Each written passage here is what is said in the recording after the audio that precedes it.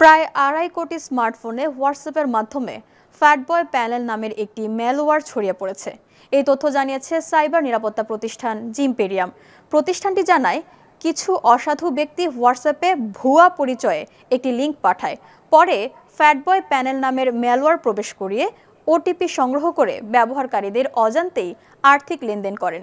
জিমপেরিয়ামের তথ্য মতে ইনস্টল হওয়ার সঙ্গে সঙ্গে ম্যালওয়্যারটি নিজের আইকন লুকিয়ে ফেলে এবং গুগল প্লের প্রোটেক্ট সেবা বন্ধ করে দেয়, যাতে ব্যবহারকারী সন্দেহ করতে না পারে।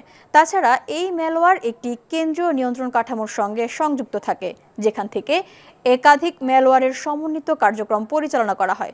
ফলে অপরাধীরা দূর থেকে একই সঙ্গে একাধিক স্মার্টফোন নিয়ন্ত্রণ করতে পারে। সাইবার নিরাপত্তা বিশেষজ্ঞরা জানান, ক্ষতিকর ম্যালওয়্যার থেকে রক্ষা পেতে হলে অপরিচিত লিঙ্ক থেকে অ্যাপ ডাউনলোড বা এপিকে ফাইল ইনস্টল করা থেকে বিরত থাকতে হবে। বান্ডেল থাকলে প্রতি সেনমানিতে টাকা বাঁচবে। বিকাশ সেনমানি বান্ডেল কিনে জিতুন প্রতি লেনদেনে।